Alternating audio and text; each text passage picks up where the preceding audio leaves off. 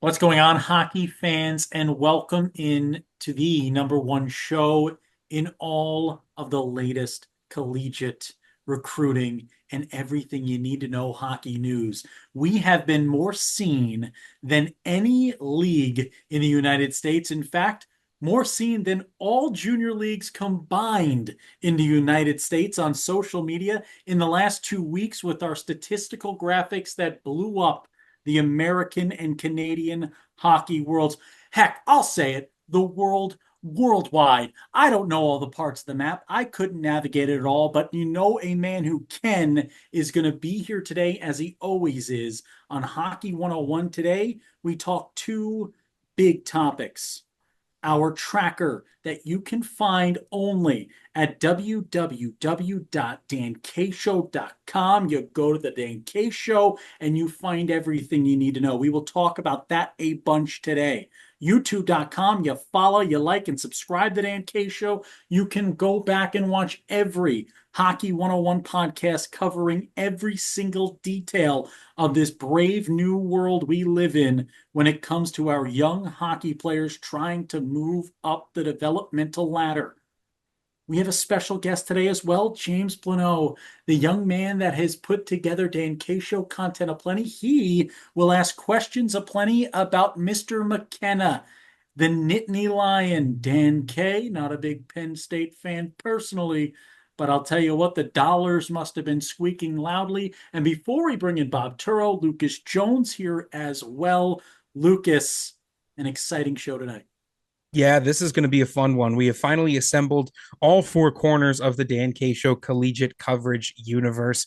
Dan, we've had Hockey 101 with you, myself, and Bob. We have been hosting, I think at this point, generously hosting. He could probably do his own show, but don't tell him. James with Ice Level, he's creating content that follows the D1 collegiate space. And now worlds have collided. We've got a movement from the CHL to the NCAA that is shaking up the world. So we've brought everyone here. Bob, you were described by James as a hockey legend. Let's see what you got. Hardly. We're going to go tonight through the tracker. And you talk about the numbers that we're doing online. It's really because of the tracker. And this is really just nerd work. If you're running a scouting department, if you're running a recruiting department, you're A, identifying players, B, rating players, C, tracking players to make sure that they're coming your way rather than your competition's way. So I wanted to run everybody through. If you go to the Dan K Show, and right at the very top, you'll see the NCAA, CHL recruiting battleground tracker. And I just wanted to go through as I'm gonna scoot everybody through it. When you click on it, you'll see a whole bunch of tabs at the back, at the top, excuse me. And the first one that we're going to talk about is the draft clock for the 24 and 25 NHL draft choices. And what you can see is where the players are currently right now. So it measures the track and who's actually, whether it be the Euros, the CHL, or the NCAA, who do you expect to be producing the players for the National Hockey League? And really what you should pay attention here to is obviously the numbers in the first, second, third round. The second thing you should pay attention to, every draft choice isn't equal.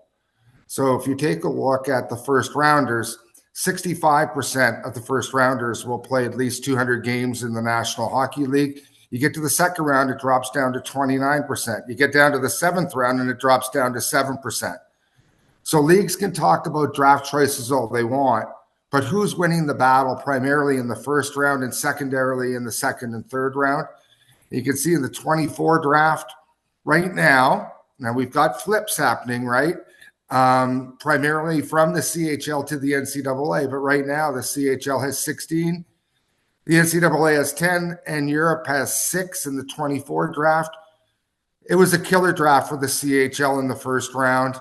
The CHL had 19, the NCAA had 8, and the Euros had 3. So just keep a track keep track on this when you're watching this. We'll be updating it. So McKenna isn't a 24 or 25 draft. He's a 26 draft.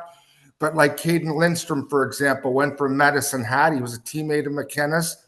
If something like that happens again with some of the unsigned players in the 24 and 25 draft, these numbers will change. Let's flip it.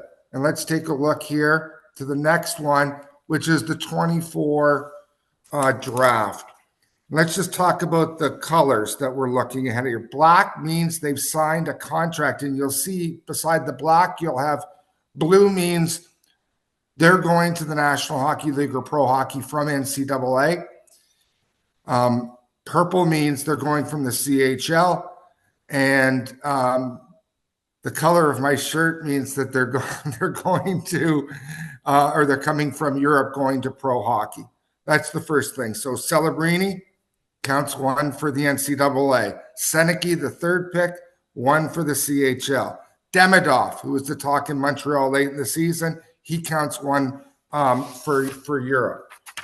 Then I want to just address the red, and I'm going to scroll down here. The reds are CHL flips to the NCAA. So you can see Caden Lindstrom, and as you keep going down, Ryder Ritchie from Medicine Hat. There seems to be a theme here from Medicine Hat after they went to the Memorial Cup. Henry Muse. Okay, so you just keep scrolling down and you can see the players that have flipped in the 24 draft. What's going to happen with McKenna going? I mean, is that going to pave the way for others who were on the fence? We'll find out as time goes along. I will tell you this, and we talked about this in the last pod. I've talked to CHL general managers. They're worried. They're big time worried. Now, they're really excited on the young end, and we'll talk about that in a second, but they're worried here on this end. Let's take a look at the next clip. And these are being updated on a daily basis or a 2-day basis, so just keep a watch. Again, back to red. So this is really a blank sheet here, and everybody's kind of just waiting to see what happens after McKenna. Is there more no money out there? I don't know. Maybe there'll be more flips. We'll see. But you can see Jackson Smith and Cole Reshley have already flipped from this draft, as have Malcolm Spence, as has Jack Ivanovic, and you just keep going down. So there's going to be more. This is an interesting one. Here's a European that flipped. I'm going to Providence, Sumpf. So we'll keep an eye on this. We've also had 2 CHL players who have signed entry-level contracts in the National Hockey League. They'll be highlighted in black. Lakovic has been signed, so he's not eligible to play in the NCAA. Questions on any of this, guys? One question I have for you is, in the 2024 NHL draft tab, you have something called credit, and you credit the league. There have been some graphics floating around, notably on NHL Network, that kind of were shared internally and maybe conflict with some of your numbers. How are you defining credit in this scenario, and how does that maybe interact with some of the other numbers floating around out there? Yeah, so you're talking about the Glenn Heffernan interview from Yes. the commissioner of the – yeah, okay, fair enough. So Glenn's correct. I mean, if you take a look at USHL, Western Hockey League, OHL, and Q, and then Euros and all the others, there's no question that the USHL, included in that is the development program, had the most NHL drafts in this year's draft. But not every draft choice is equal. If you take a look at where the development team and the USHL drafts were, they started late in the first round and they went after that. And statistically, it proves that those players are probably not going to have as much success in the National Hockey League as the dominated first 15 to 20 picks. That's number one. Number two, the CHL rebranded itself from just the OHL, the Western League, and the Quebec League to the CHL. And in the minds of players, yes, they're thinking OHL, Q, and Western Hockey League, but they're thinking CHL. And the attitude out there right now, and the data that we're going to go through right now, is this, especially with the younger players, is the CHL is crushing the USHL as we move forward. And we'll take a look at the data here. There's no question. Nobody is walking from the CHL to the USHL. They're walking from the USHL to the CHL. Here's the third thing. Yes, most players get into the National Hockey League when they're 22 or 23 years of age. But where are they last playing? Are they playing in the CHL or are they playing in the NCAA? The USHL is a provider to the NCAA. The CHL is a provider to pro hockey. They're two totally different things. Very few players go from the USHL straight to pro hockey. A bunch go from the CHL. So we'll watch. But listen, Glenn Heffernan was right. His league had the most picks. But when you take a look at the CHL compared to the USHL got crushed. When you take away the development program out of the USHL's numbers, the USHL got really crushed. When you take a look at the first round, the USHL got even more crushed. And when you take a look at the numbers of the young players that are skipping out, it's not a contest. The USHL is going to be the BCHL. And the numbers will prove that out over the course of the summer. And I would add one final thing. If I were in Glenn Heffernan's position, I would be producing the same numbers right now because he is trying to stop the bleeding of his players going to the CHL. And these are facts, but they're spun because you know what the undercurrent is going to be and is right now. And, we're going to watch it. Yeah, and just to jump in real quick, I think from our point of view, everybody, the biggest key for us is I can speak for Lucas and I when I say we're advocates for U.S. hockey. We're two Americans. We're out of New Jersey, okay? It doesn't get more American than that. We're sitting here shouting week after week about the things that have to be done by hockey in the U.S. to fix the game, to fix the problems that private equity in our game are causing, to fix the problems that price gouging at our local rinks is causing in this game, to fix the issues that are happening now with the collegiate ranks when it comes to keeping American talent in America and filling NCAA rosters with as many American-born players as possible, right? We're talking about these numbers to educate, right? And we're reporting these numbers to educate. It's exciting to be on the radar of a Glenn Heffernan in the USHL where they are targeting us with posts on their social media nowadays. But it's when it comes down to it, the biggest storyline we are trying to get across, and I can guarantee you Bob's trying to get across to folks, is education. Without the educated tools, without the academics behind what is happening to our game, there is no way to combat it. Dan, you're looking out for U.S. hockey. I could care less about Hockey Canada, and I could care less about USA Hockey. All I'm looking at this as a dual citizen of the United States and America is who's winning the battle. Yeah. That's all I'm looking at here, and we'll find out. We'll find out who's going to win. Let's keep it going because we said we had a shot clock tonight. I'm taking a look at the fourth tab, which is the 2025 NHL drafts that could switch leagues. So I've kind of divided them up into a couple of groups here. The first group is kids who have already switched from one league to another. And what you can see here is they're heading to the CHL. These first 7 hockey players, they're heading from the CCHL, the BCHL, the USHL, the National Development Team, okay, and Europe. They're heading there. That's number one. And there's going to be more of that. Then I looked at who are the players to watch. And the first thing you need to look at is the Euros, specifically the Euros that were taken in the CHL import draft last week, and specifically the Euros that are in the USHL, because the USHL has some high-profile Euros that were drafted in the first, second, third round, etc. of the NHL draft. Are they going to stay in Muskegon, in Des Moines, in Tri-City, in Madison, in Waterloo? Or are they heading to the CHL? That's going to be a big telltale sign. I have no horse in the game. I could care less where they go. My guess is, being how high they were drafted in the CHL import draft, a lot of these kids, they're heading to the CHL because the CHL does not pick kids high like that unless they know behind the scenes with the agent where they're going. But as these commitments happen, or switches or flips or whatever you want to call them, all you have to do is go to the Dan K show and you're going to be able to see the updated information as we go along. As you scroll down here, you're going to see the Euros. We already talked about 1 Euro that flipped to the NCAA. And then you're going to see the Canadian kids, or the CHL kids, let's call them. I mean, we've talked a lot about McKenna. There's also been a lot of talk about the number 2 pick, Michael Misa. Is he going? How many are going?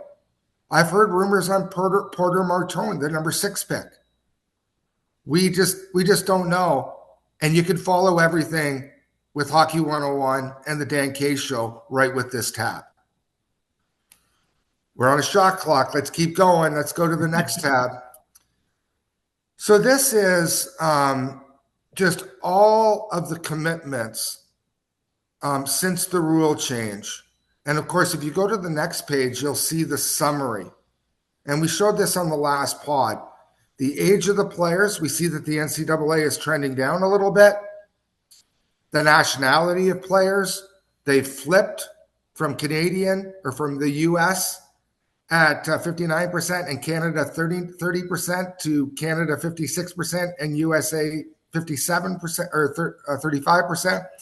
And then the league supplying. And I just want to point one thing out because we've talked a lot about the USHL. The USHL's numbers are going to go up. So what you'll notice on all of these is we looked at the freshmen for 24-25, and on the right-hand side, it's the commitment since the rule change. We're not going to touch this really until we take a look at the freshmen that are on the opening rosters of the NCAA, and then we'll change it. And what I can tell you is, or what I believe is going to happen, is a couple of things. Number one, USA is going to go up. And why is USA going to go up? Because the USHL numbers are going to go up on opening day rosters. Because the reason the USHL is behind the North American League is because most of their players were already committed before to Division I schools before the rule change. So those kids are going to populate opening night rosters or rosters in general when the NCAA season starts. And then we'll take a look at where these all are. Questions? Fire away. Here we go. Here's another thing. We're taking a look at, as kids flip from the CHL to the NCAA, we're going to track them here, and the draft clock, which tells you what path a player is on to pro hockey, and is he going to come from the NCAA or the CHL, or is he going to come from Europe? We'll change that as well. Obviously, we have the 24 and 25 draft choices who have flipped. We're going to have to add one today. We're going to have to add the 26 NHL draft choices who have flipped. So just keep an eye on this one as well. Everything you need to know. If you were a general manager, if you were a scout, if you were a recruiter, if you're just a hockey fan, this is where you're going to find it all right here on the Dan K, on our show, on our website, on our tracker. Okay, we talked earlier. Also find it on the Dan K too, everybody. It's tattooed on my back. There you go. Live updating every 5 minutes. So we made a prediction early on, guys, in like pod 2 or 3, that the Celebrinis and the Powers and players like that who are elite Canadians were never heading to the USHL anymore. They're not, unless they're going to start paying them, and I don't see that happening. They're sticking in the CHL. What is happening, though, is players in the USHL who are heading to the CHL. And what you can see is since the rule change, there have been 29 players, and it's happening every day. And that's why we update it every day, that are just leaving. And you can see the teams they left, okay? And you can see the teams that they're going to, and you can see the commitments that they have. And then we just have little bits and pieces like, oh, there's NHL draft choices leaving the USHL to go to the CHL. Oh, there's leading scorers in the USHL leaving the USHL to go to the CHL. So back to Glenn's comments, he's doing everything he should do. I would do exactly what he's doing if I was the commissioner of the USHL. But when you see the undercurrent of what's happening this summer with 18 and 19-year-olds, but more importantly, the 17, 16, and 15-year-olds, it's crazy. Forget about the USHL for a second.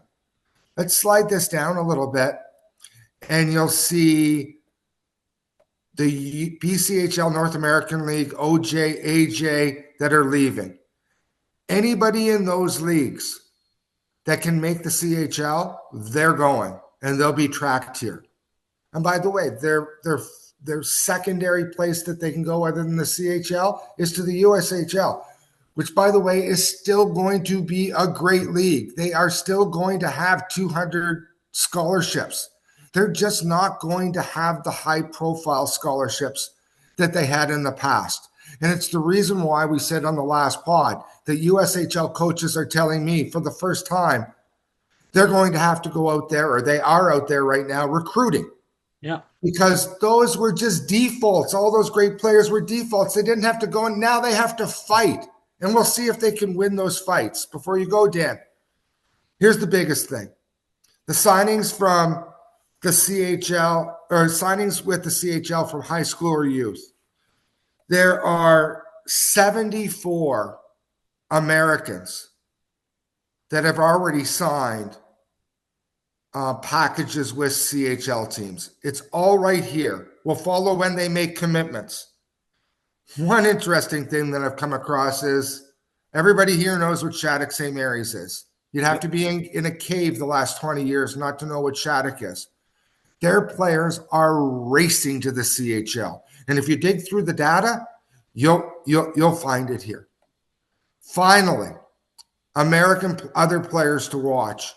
You'll see players. Here's all the Europeans in black. I'm going to rearrange this just a little bit because there's so much data. Please remember, this is just fun stuff for us. There's no money in this, so we're just kind of playing around. But then you're going to see Americans to watch this summer. 06s, 07s, 08s that were all in the USHL last year, okay?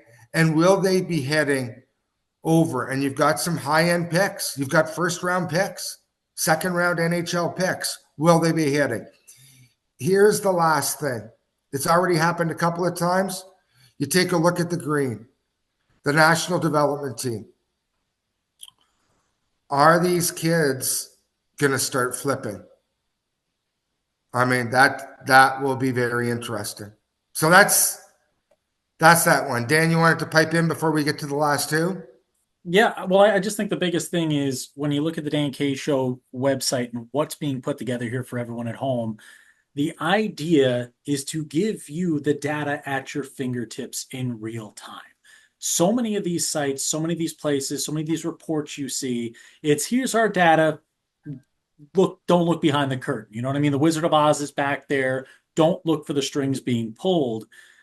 The Wizard's here. The Wizard's on dankshow.com. You're not looking behind a curtain. There isn't magic. There's no smoke and mirrors. There's no money being pumped at this from a source. Nobody's put little logos of all of their teams that they own as a private equity, and then we just say whatever they ask us to say on the air and act like they're the champion.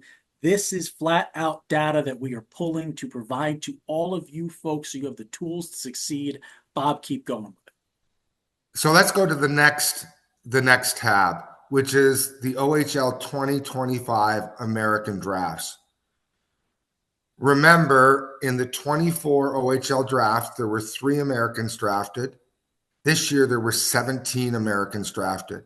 the OHL does not draft players in the first 3 rounds unless they think they can get them. Of the 17, 14 of them are already signed. They can get them. This is just more example of foot traffic away from the USHL of Americans to the CHL. And underneath that, you can see there's 80 total taken, Americans I'm talking about. As they sign, I'm just listing them. But this is crushing. And what's really going to be interesting is the development team. If those kids, are they going to leave early? Like as we talked about last year, Barch's father just got named as the head coach of the Niagara Ice Dogs. Is he staying in the development program, or is he leaving at some point in time? Trevor Daly, his son, drafted by the Sioux. Is he going? So it's fascinating. My guess is Sikora for sure is leaving and going to Owen Sound. And then there's an interesting little fight that we're going to talk about. Muskegon who tendered Bergeron, but Windsor drafted him, and Windsor is a team that has pretty good success with Americans. So we'll continue to follow this. Finally, and this is my favorite chart of all of them, the 09s are really the untouched birth, okay? They're not in the CHL yet. They're not in the USHL. They're not with the development team yet. And what I have done here is I took neutral zones rankings, 1 through 350 or whatever, and then beside each of those players, I wrote down, or I documented, were they drafted by a CHL team? Were they drafted by a USHL team? And as you just go down, and these are drafts, who knows how successful these kids are going to be. But as you go down, you can see a ton of kids that were drafted last year in the Western Hockey League draft that have already signed with CHL teams. And I think we pointed out last week, as I scroll up here, it's going to be interesting to watch these little fights. The 17th ranked player, Oliver McKinney, Green Bay tendered him. Tendered isn't signing, okay? All kinds of people sign tenders. Guelph drafted him in the 10th round. The one I'm really interested in is Kitchener drafted Logan Anderson in the 8th. He's tendered in Youngstown. Look at this battle. Caleb Dinovich. Waterloo drafted him in the 1st round. Sudbury's been getting a lot of Americans. They've got him in the 5th round. So we're going to watch in real live time here who wins this battle. And I don't know. The USHL doesn't. We're going to have to probably watch opening night rosters to see who they have. But you'll be able to see there who everybody's drafted and who everybody's signed. This is fascinating stuff. You get bits and pieces in College Hockey Inc. as far as who their commitments are. If you scroll down, they have a really good part about the incoming classes. I will say something about their list as far as commitments go. For some reason, Spence and Jackson Smith and some of the high-profile CHL flips just disappeared off their commitment page. I know they're still going there. I have no idea. And it's one of the reasons why we're now going to stop tracking all but high-profile commitments, because I just can't trust the data now. Yeah. And we'll just watch opening night rosters to see replace the commitments with actually who's there. I think that's all I have right now, guys, unless there's any questions. No, and I think the biggest thing for folks at home, one of the projects that I'll be taking on this season as well is going to be at the NCAA Division III level, which is tracking active rosters and where those players came from compared to what commitment numbers look like this time of year. Because every year we see how many commitments everyone has to play NCAA hockey trackers that come out from league after league to help sell their camps and fill buildings and put players on rosters. What we'll have is the actual numbers of not just who is on and who makes up NCAA Division III rosters this year, but where they played their last junior hockey season, where they played maybe their last NCAA Division I season for those who might have transferred out of D1 and moved down to the D3 ranks, as well as how many games played to show what league has the most games played in NCAA Division III at the end of the year as well. That'll be an active tracker. We'll be able to add to things on dankshow.com as well. A lot of fun stuff coming to you, but more fun, Bob,